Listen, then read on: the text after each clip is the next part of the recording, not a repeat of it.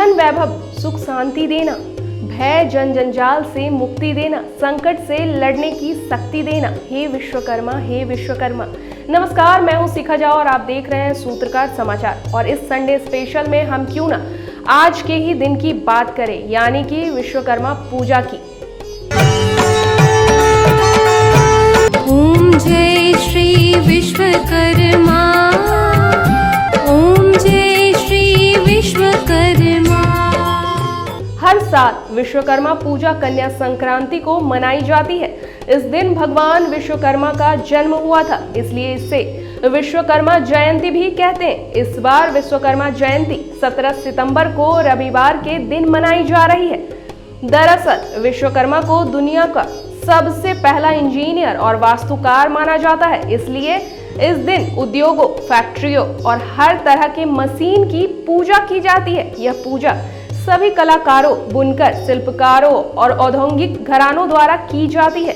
लेकिन देश के कुछ भागों में इसे दीपावली के दूसरे दिन भी मनाया जाता है। इस दिन ज्यादातर कल कारखाने बंद रहते हैं और लोग हर्षोल्लास के साथ भगवान विश्वकर्मा की पूजा करते हैं। उत्तर प्रदेश, बिहार, पश्चिम बंगाल, कर्नाटक, दिल्ली आदि राज्यों में भगवान विश्वकर्मा की भव्य मूर्ति स्थापित की जाती है और उनकी आराधना की जाती है। कहा जाता है कि प्राचीन काल में जितनी राजधानियां थी, प्रायः सभी विश्वकर्मा की ही बनाई कही जाती है। यहाँ तक कि सतयुग का स्वर्ग लोक, त्रेता युग की लंका, द्वापर की द्वारिका और कलयुग का हस्तिनापुर आदि विश्वकर्मा द्वारा ही रचित है। सुदामापुरी की तत्क्षण रचना के बारे में भी यह कहा जाता है कि उसके निर्माता विश्वकर्मा ही थे।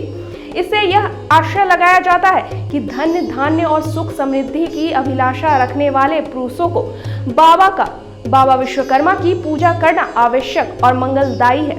पौराणिक कथाओं के अनुसार जब सृष्टि अपने प्रारंभ में थी, तब भगवान विष्णु प्रकट हुए थे।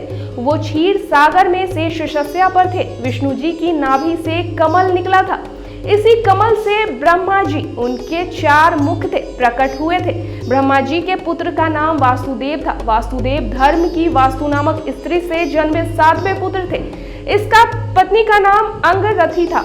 इन्हीं से वासुदेव का पुत्र हुआ, जिनका नाम ऋषि विश्वकर्मा था। मान्यता है कि अपने पिता वासुदेव की तरह ही ऋषि विश्वकर्मा भी वास्तुकला के आचार्य बने। भगवान विश्वकर्मा अपने पिता की तरह ही वास्तुकला के महान विद्वान बने।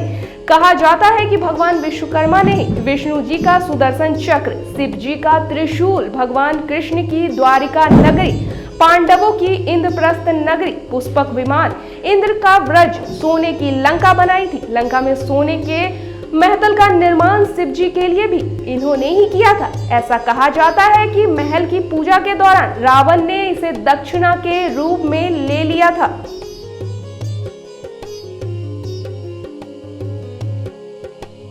तो इसी तरह की नई जानकारियों के लिए जुड़े रहिए सूत्रकार समाचार के साथ। नमस्कार।